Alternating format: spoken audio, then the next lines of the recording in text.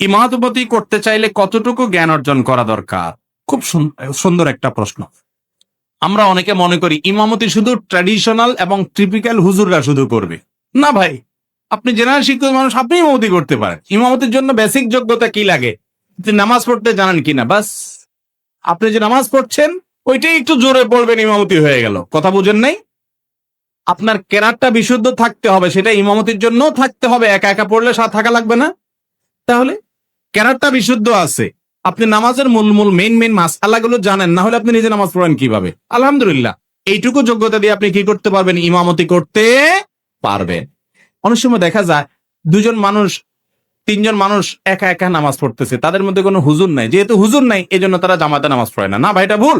এই তিনজনের মধ্যে তুলনামূলক ভাবে যিনি একটু ভালো পারেন কেরাত সূরা, উনি ইমামতি করবেন। তারপরও কি করতে হবে? জামাতে নামাজ পড়তে হবে।